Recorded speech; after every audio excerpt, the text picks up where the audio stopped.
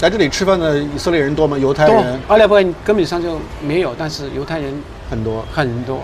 我有几十年的客人，几代人都在我这里吃饭。当时79年来说，这里危险吗？这里问题多吗？以色列一直都有问题。到今天为止，昨天为止都有问题。这个阿拉伯世界的冲突，几次以色列的战争我都在这里。1982年的打黎巴嫩。打黎巴嫩，对。那个时候打黎巴嫩的时候，很多人，美国来的，其他国家来的犹太人，他们在街上里被等，然后就有车子把他们送走，送到前线去。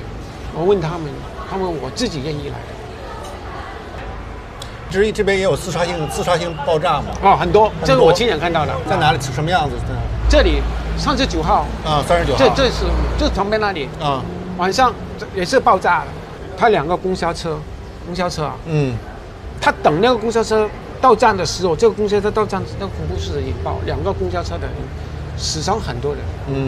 他爆了以后，还有第2个人看到你们很多人在这里，第2个人进来爆了。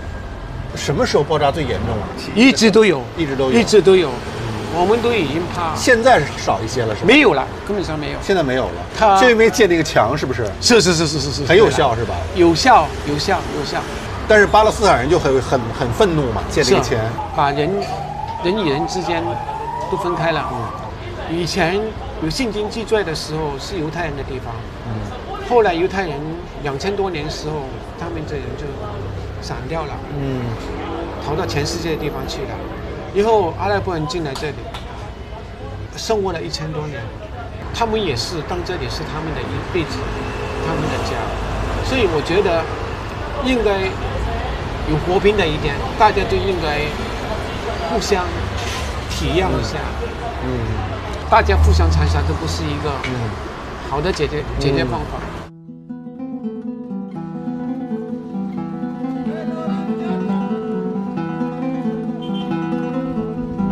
哇，这么高这墙，比那个柏林墙高多了。对啊，高太多了。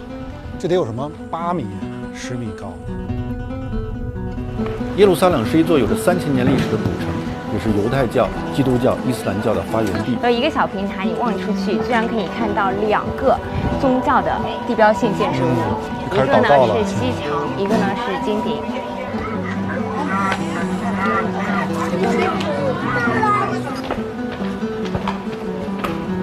与耶路撒冷相距1小时车程的特拉维夫，却是一座引领世界科技的现代都市。我相约赫拉利在这儿再次见面，我很好奇，如此复杂的环境对他的影响是什么。Hi, see you again. Hello. Hi, see you again. See you again. Hey, how are you? Hi, Nice to meet you. So where to go? We need the car. Yeah, we are ready. Yeah. Please. You know, I just traveled from Jerusalem, the old city. You see the different culture, different religion, and I mean, very mixed culture, and lots of burden from history. Is there a kind of Israeli mentality? Could you describe it? As a tourist, maybe you go there. Oh, it's very interesting. Or you see all the old places. All this is where Jesus was, and so forth. But you live there. The amount of hatred in that place. It's like a nuclear reactor of hatred. You know, religion can be a wonderful thing, but when you live in Jerusalem, you realize that it can be a terrible thing. Yeah. How much hatred and anger. Ideally, a temple or a religious place is a place where you go in order to experience peace and harmony. If you go to a temple and you experience hatred and anger, then this is a dysfunctional temple. It's not working, you know. It's like going to a hospital and getting back even more sick. So Jerusalem for me is a dysfunctional temple.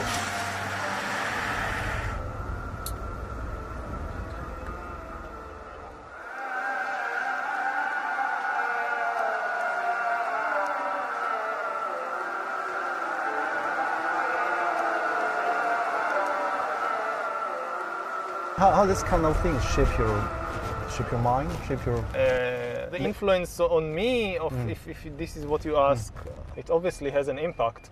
I mean, if you live in a place like Silicon Valley, maybe you can have this kind of utopian vision of a world governed by science and by rationality and things like that. But if you live in the Middle East, it's obvious to you that you cannot escape this tension, because all around you people are killing each other because of their belief in fictional stories. So it's very clear to you that fiction is an extremely powerful thing. My house, the village where I live, is exactly middle of the way between Tel Aviv and Jerusalem.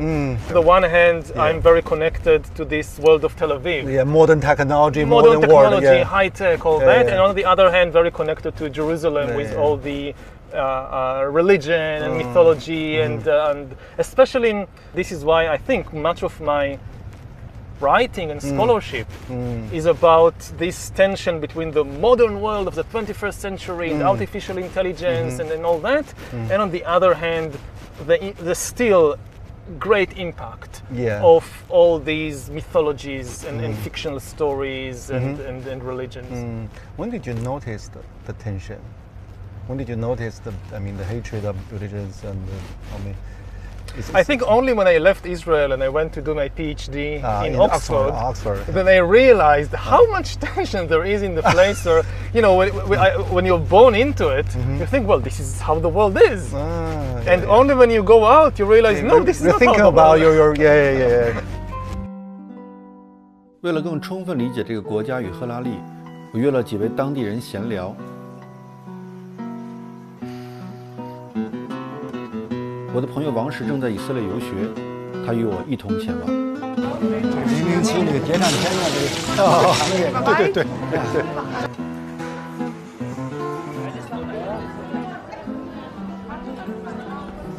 第一位是阿拉伯律师。Nice to meet you.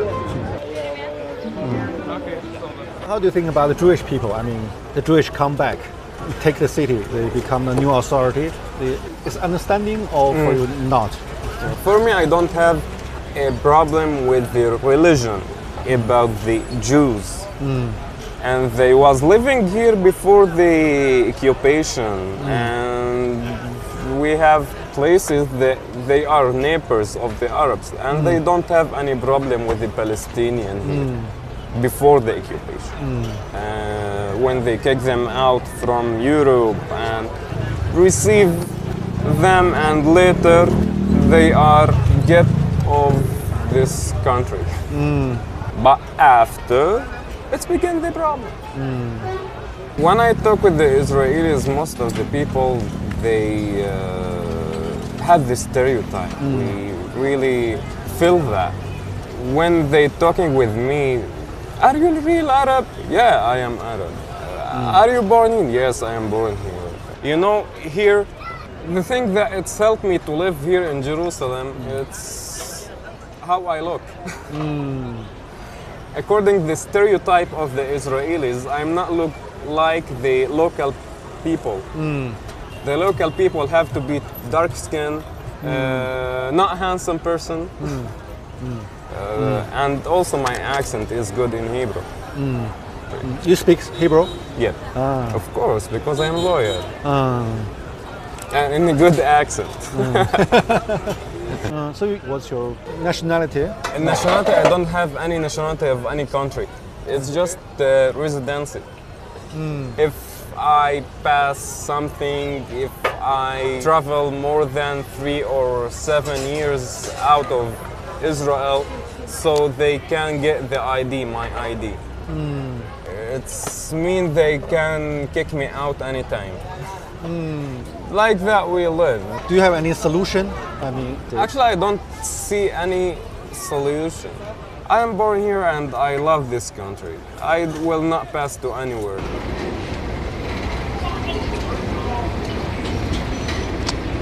I got a car. Oh, it's okay. It's okay. It's okay. When did you arrive?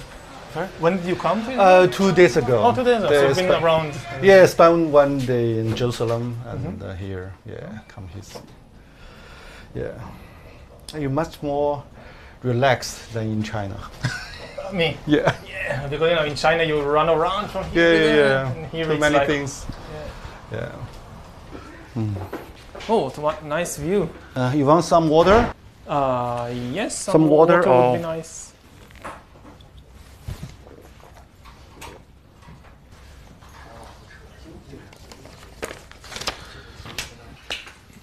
Tell me more about, your self-searching in Oxford, your life, your thinking, your mentality, how the change happened. Yeah. How the change happened. Yeah. Well, I went to Oxford to do my PhD on military history. I was always very interested in the big questions of life. Yeah. What are we doing here, and what is the meaning of life, and what is the source of suffering in the world, and things like that. But I got the impression that you couldn't really engage with these questions in the academic world. The academic world is kind of pushing you to focus on more and more narrow and specialized questions. On a parallel track, I'm personally very engaged and interested in these big philosophical questions. Big tension for you. Yeah, when I got my tenure at the university, I felt that, okay, now I'm kind of secure. Now they can't do anything to me. I'm some terrible crime, like you murder the dean or something, they can't touch you. Yeah.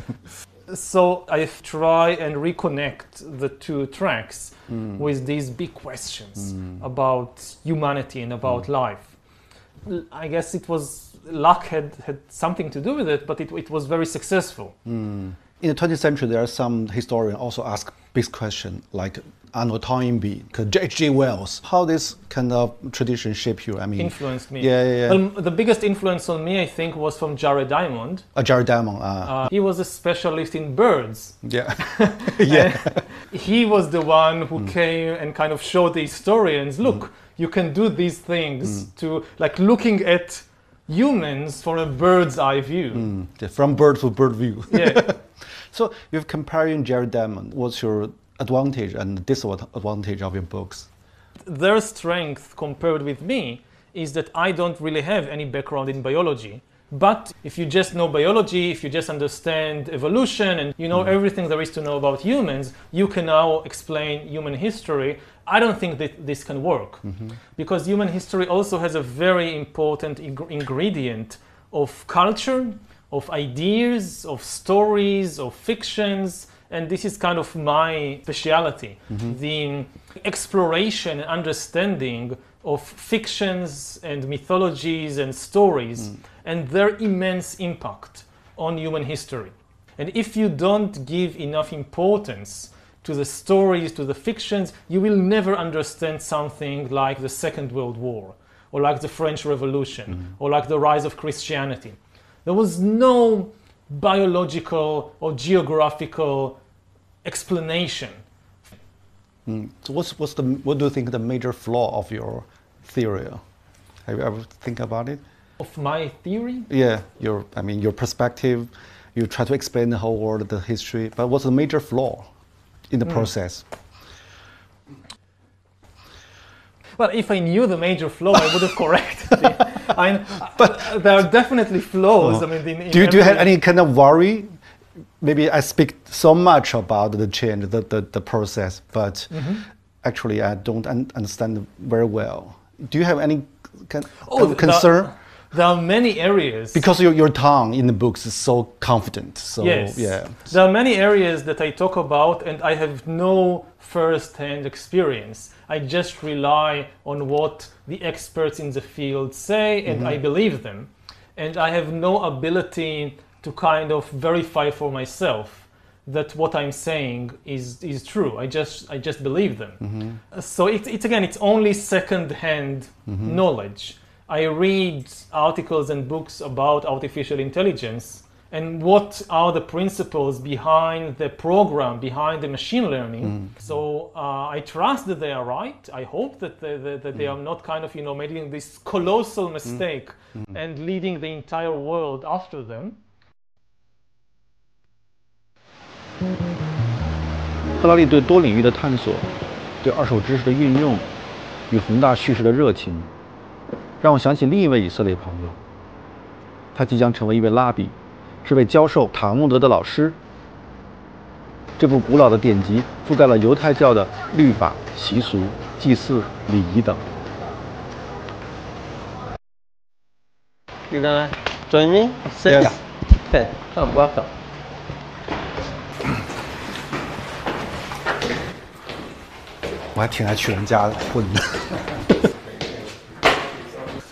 Welcome, welcome everybody. Maybe say something about yourself. You're from Dutch? Well, I am from a Dutch-German family, but I was born here. Nowadays I'm studying to become a rabbi, conservative rabbi. How could one be a rabbi? You have to study and you have to pass exams. You compare with the priest for the Christian, similar things or not similar? I mean, the role they played in the social society. I think you know, you are the spiritual leader of the people, and it's a very important job because you're working with people. For us, for outsider, the Jewish education seems very interesting combination. On the one side, it's a quite religious. You stick some everlasting truth. On the other side, the Jewish people seems very open to new technology, new knowledge. So how to explain the combination of this kind of paradox? You know, if you read the Talmud, you can see in the Talmud that they already were very much open-minded. They had already broad knowledge. They didn't say, oh, we only have to confine ourselves to one knowledge, which is the Jewish. We have to understand everything because life is about everything. Talmud is a lot about discussions, open discussions. We bring different ideas and, oh, you heard a story that came from another country. How do we relate to that story? Is it relevant to us? I think that in the Jewish philosophy, and you have to listen to everything, understand other cultures, other people.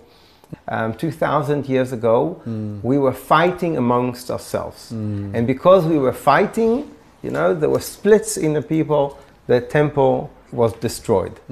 So, you know, I think that the big issue of today is how do we build bridges? You know, how do we educate the next generation so we build bridges to people who are different than us?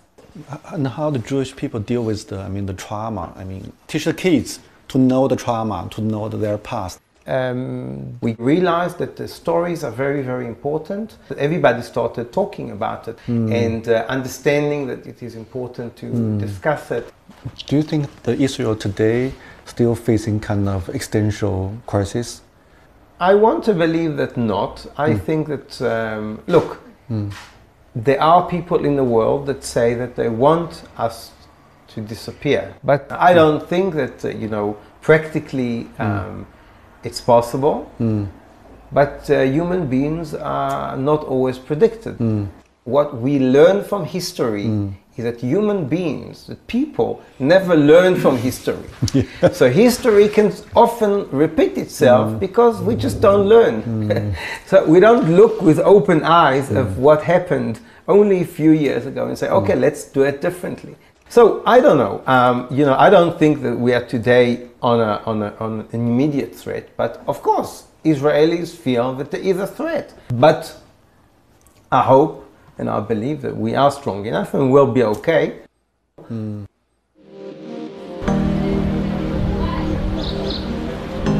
在以色列，宗教深入人们的生活，不同教派主张各异。 The fulfillment of my people's prayers for 2,000 years, 3 times a day. The Jewish. 海雅是一位有着3个孩子的正统教犹太人。Do you still feel lots of dangers everyday life in everyday life? You know, there was a time when there were a lot of car rammings going on in Jerusalem where terrorists would ram their cars into children. That was a scary time. I was, you know, my kids would go to school in the morning and I would literally cry with fear. That's not been happening in the past couple of years, so it's a quieter time right now. So I don't feel fear. I let my kids roam around freely. From your point of view, how to, settle the huge conflict between Israel and Palestine is possible? I mean, during so long time. Right. I think with the consciousness that we have today, it's not so possible. We need to be doing that work on ourselves personally and inside of ourselves. You know, I'm a therapist. I do couples workshops, you know, where it's about working on communication. So I think we need to be communicating more with our enemies and working through it via communication. If the city is a patient, Yeah. how to describe the psychological problem or maybe mental disorder for the city? You know, it's interesting we're having this interview today. Today is the National Day of Mourning. There's all sorts of things that we do today to enter into a consciousness of mourning for all of the pain of the world. 2,000 years ago, our people had senseless hatred. We hated for no good reason.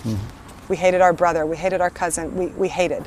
And for that, our national story goes, our temple was destroyed and the Jewish people were dispersed all over the world because we could not love each other.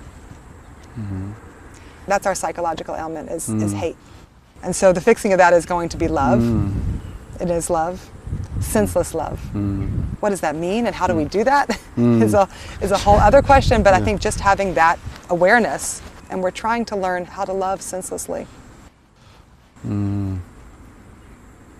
Wow. I know that seems like a little bit like theoretical maybe, but I think it's true. I think that's where we have to start. So in your book, you also mention about the global meaning crisis. Actually, people don't know who they are and they lost identity.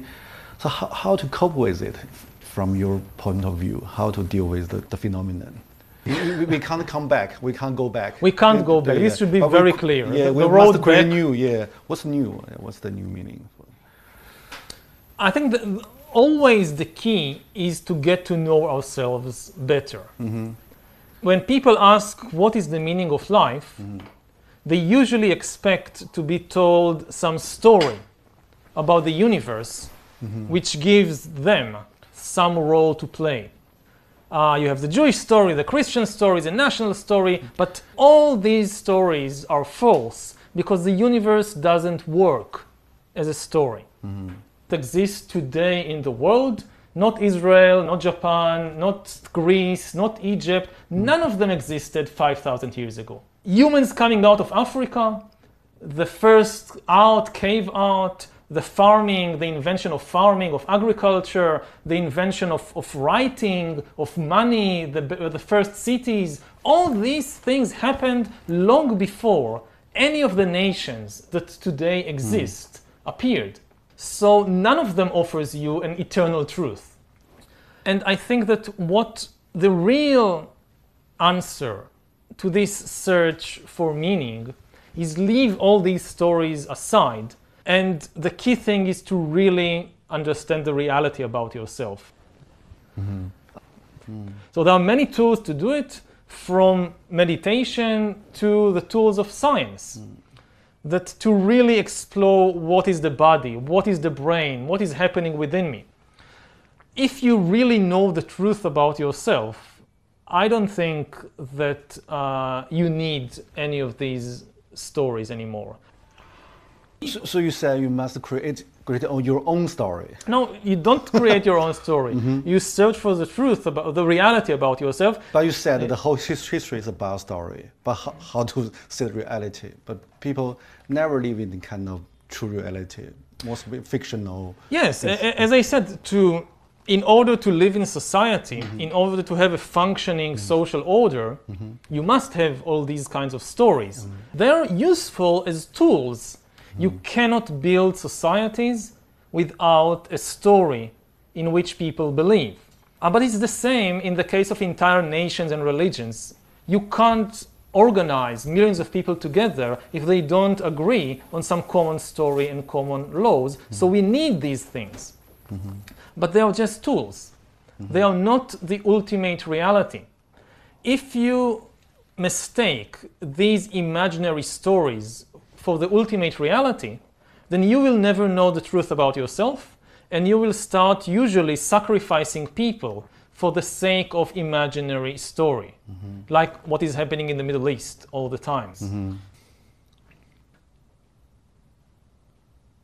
它算一种启蒙啊，让你想这些问题 ，AI 什么问题。但是大部分情况下，大家不会真的想嘛，大家只是盲从某种新的说法而已，新的流行而已。它不是催促你更复杂性的思考，或者说要面对自己的很多问题。